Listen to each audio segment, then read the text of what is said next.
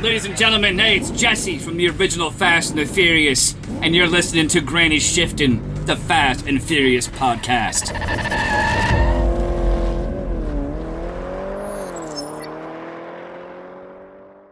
Thanks for choosing Granny Shifting. I'm Ryan.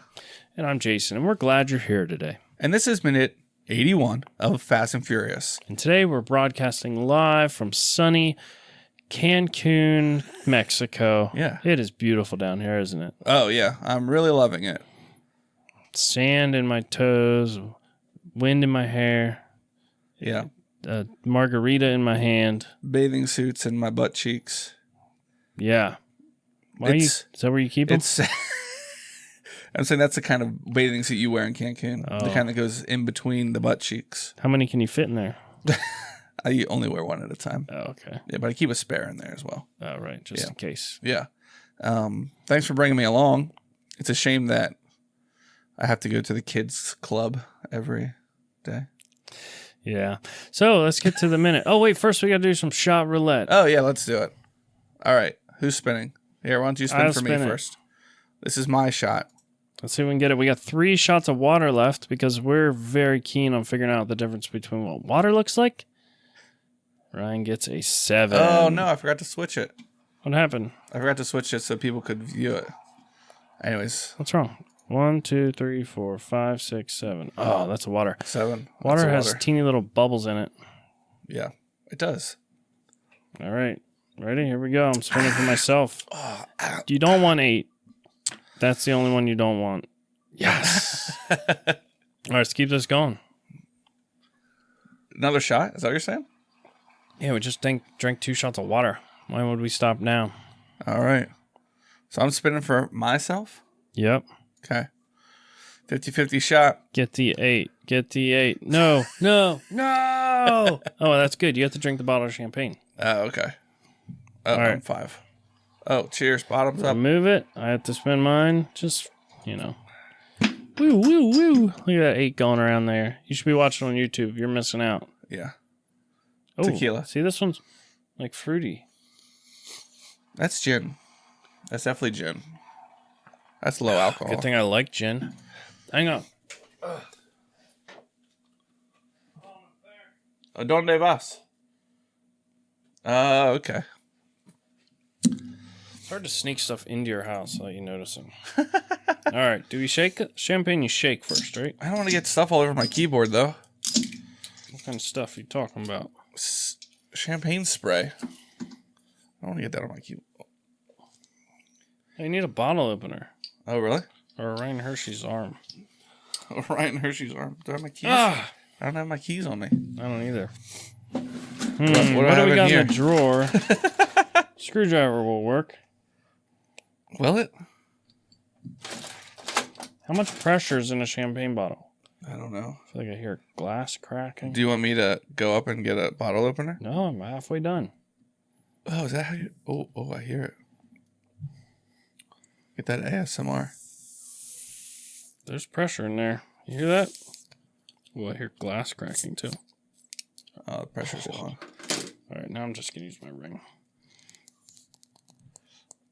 Ah! That is That like hurt? way harder than a normal bottle. That would be one we're thing that gonna I get should this. start keeping in my desk drawer here, obviously. A bottle opener.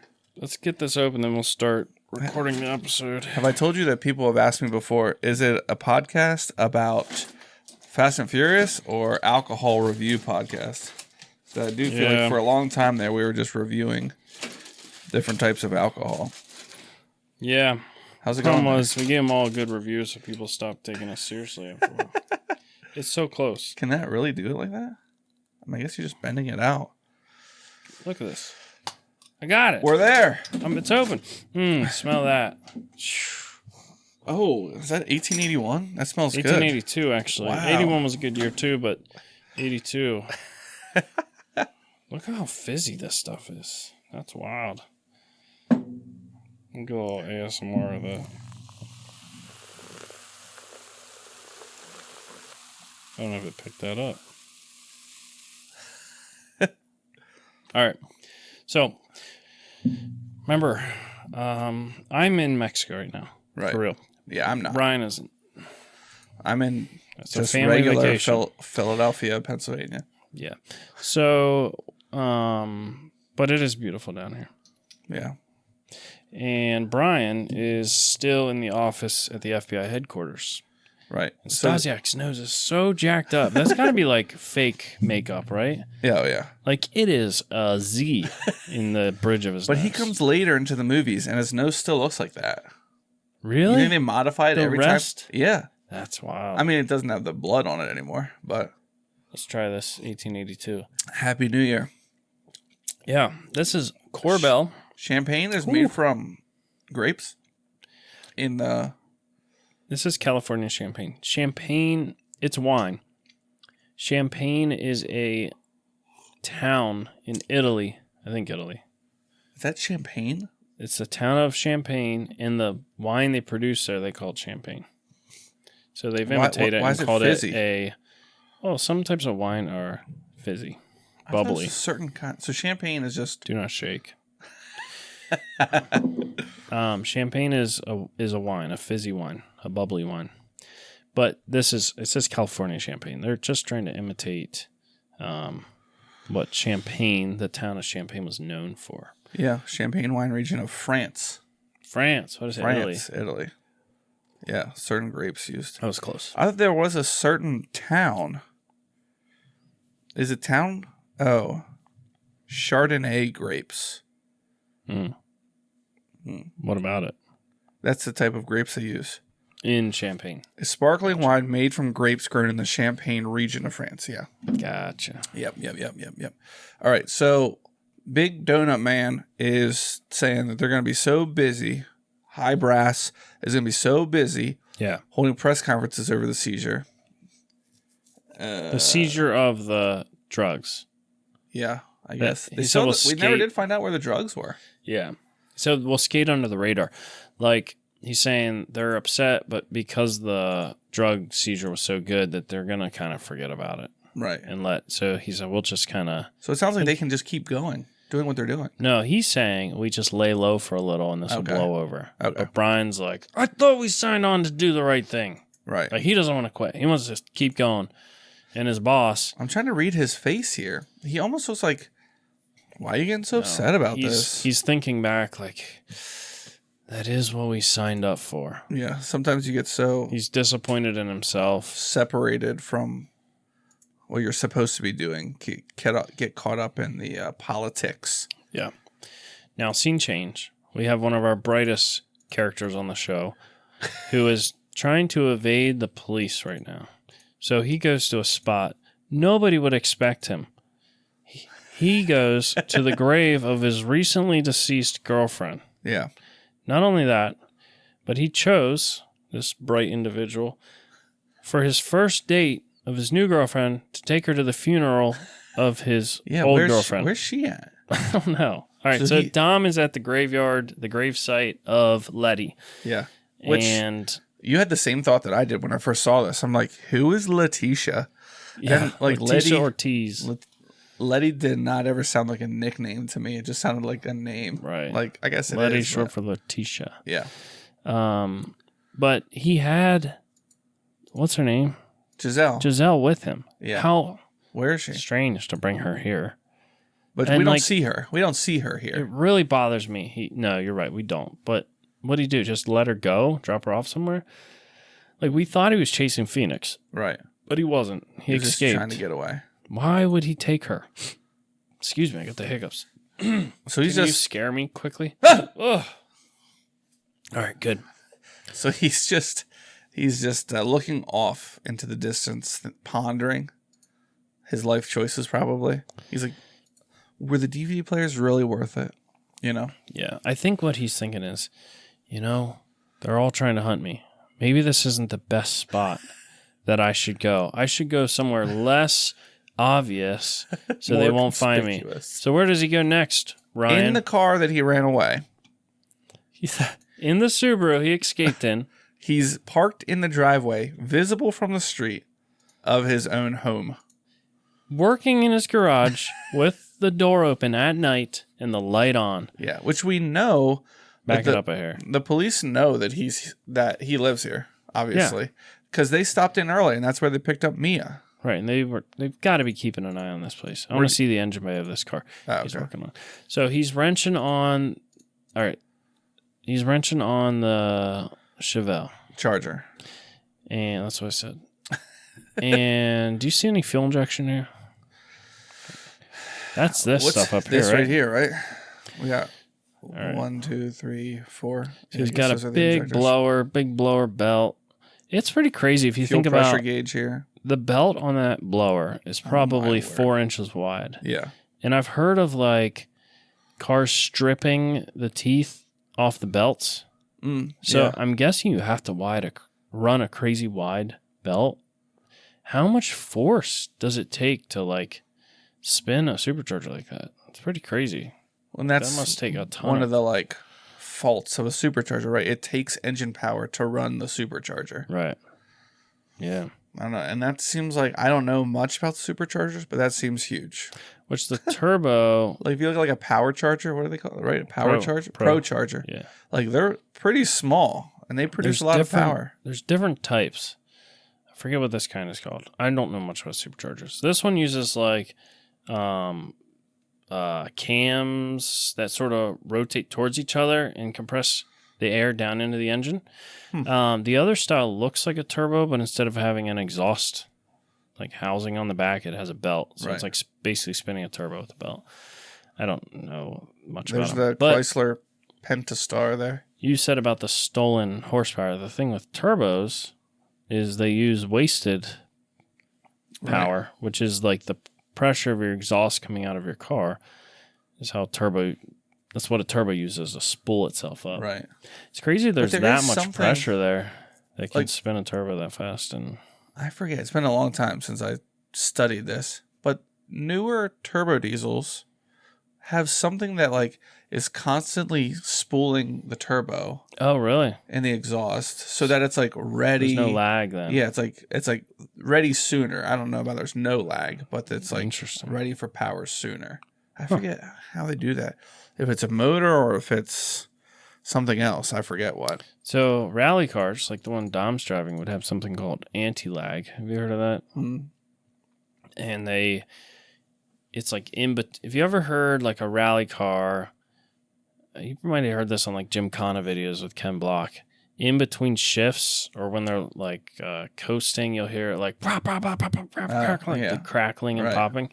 So it's dumping fuel into the exhaust or something with the valves that it's letting the fuel get past the cylinder.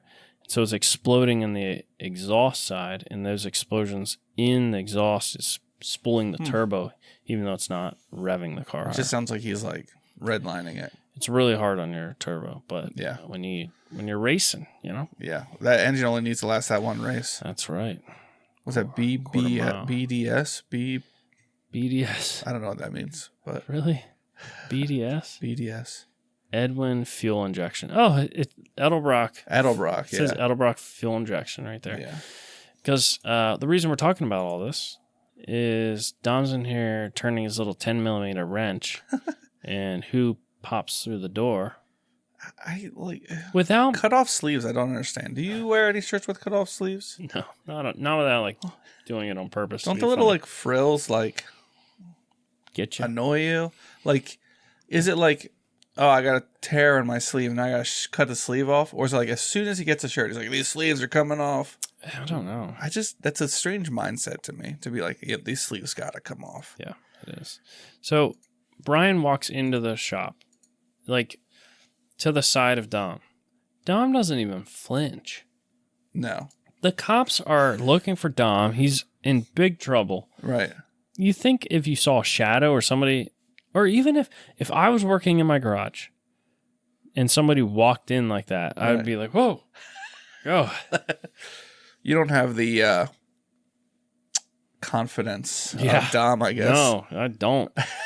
He's not even like listening to music or anything in there. Yeah. He's one with the car right now. Yeah. But Brian says... He doesn't even have the Energy Rock playlist on Spotify. Oh, that's a good one. That'll get you pumped up. Yeah. So Brian says, everybody's looking for you, Dom. Dom says, I'm right here. I'm right here. Which we're like, yeah, that makes sense.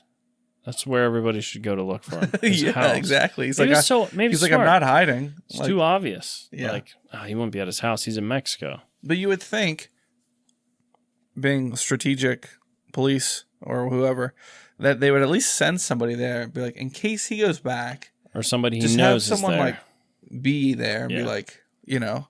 Yeah, or somebody knows look out. they could question. Right. Yeah. Oh, well. But that's enough talk about the police. Let's talk about cars. It's nice to see you've gone with the times and switched to electronic fuel injection. Yeah. That's what Brian says to Dom.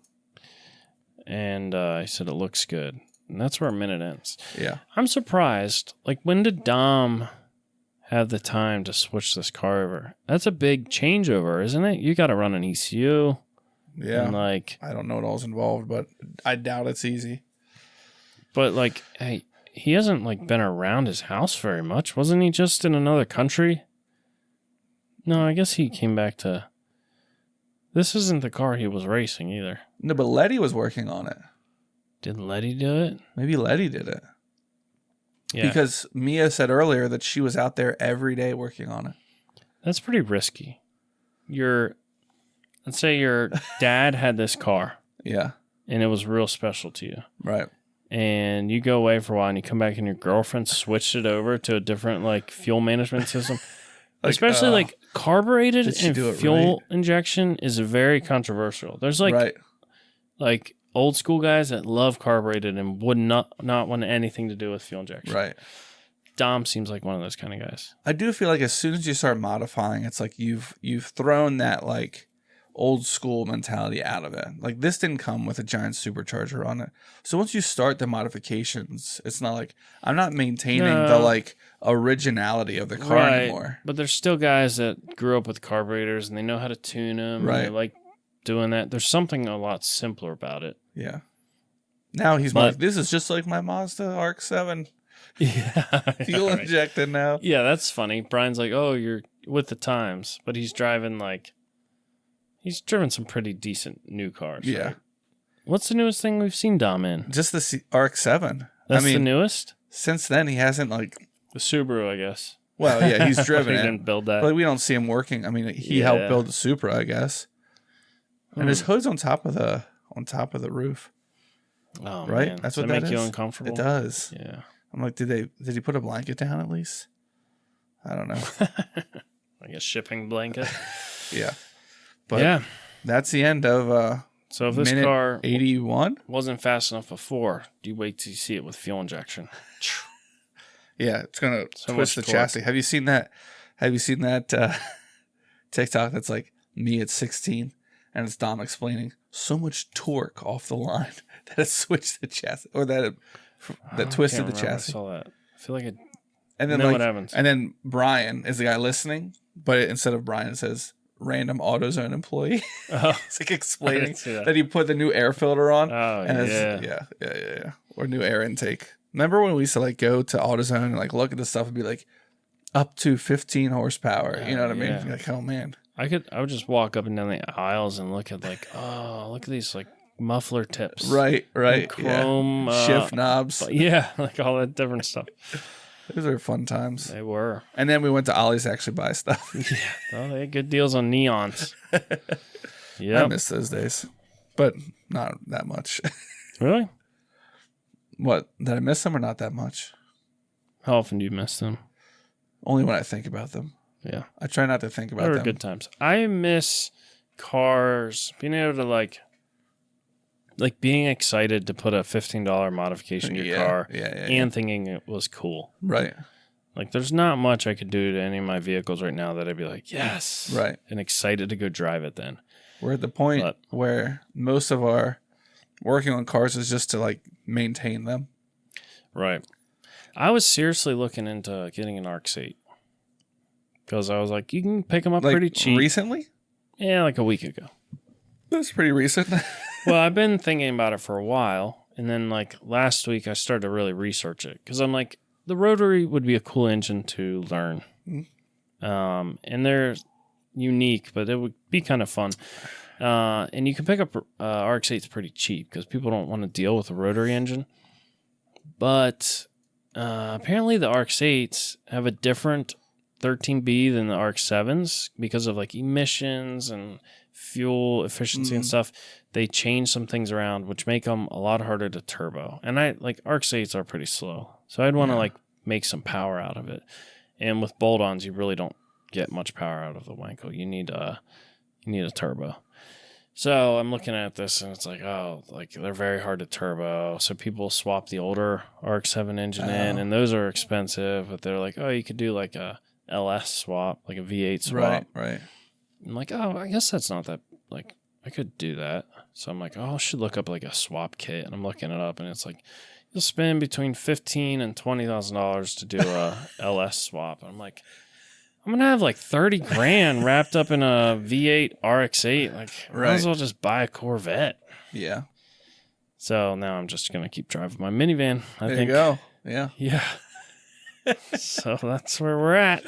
I feel like that's what happens a lot. It's like, oh, wow, no, I'm not spending that much money on this idea. Yeah. So I'll just go back to my whatever. We're having a conversation at work to somebody who doesn't, she's younger and she drives a newer Chevy and she was complaining about it, like the monthly cost of it and everything like that. And I'm like, well, you should just drive me and another guy who drives a 95 pickup truck and I drive a 96 pickup truck. Yeah. I was like, you should just drive cars like we do.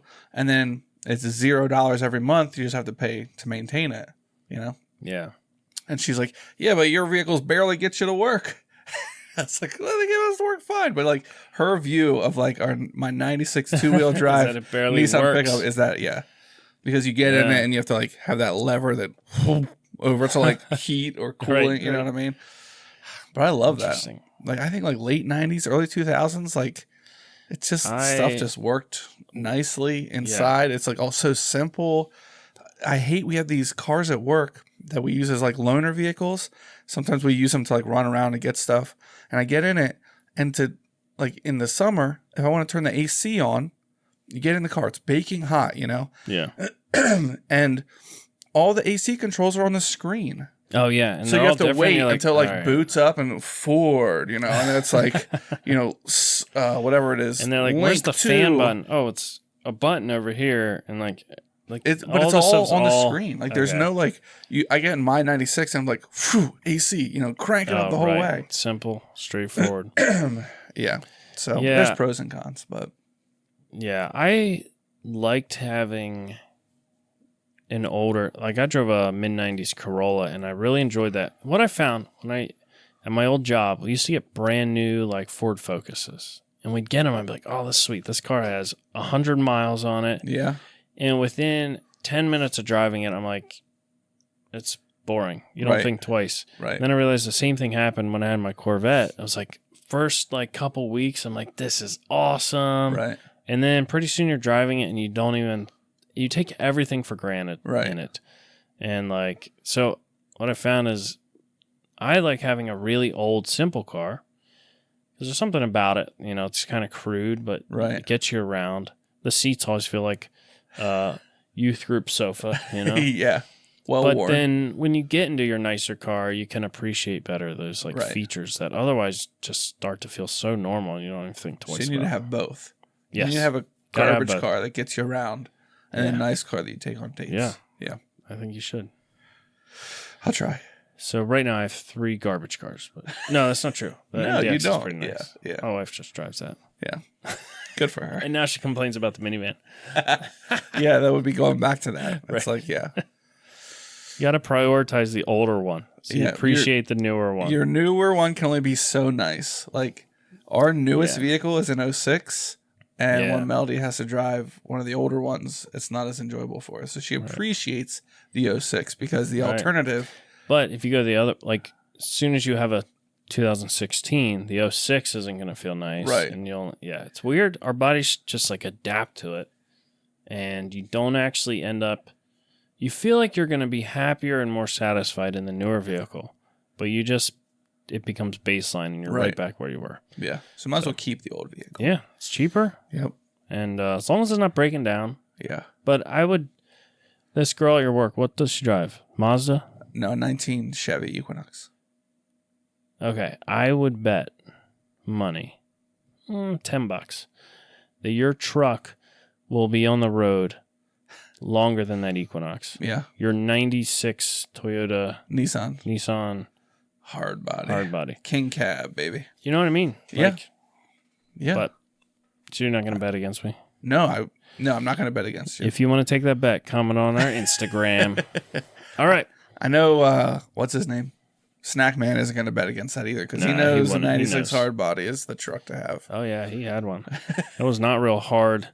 His frame was like rust. The thing, like, Asher's hard body, Snackman's hard body, it like, the frame rusted so much it like bent right between the cab and the bed. So the bed was they like rubbing tilted together.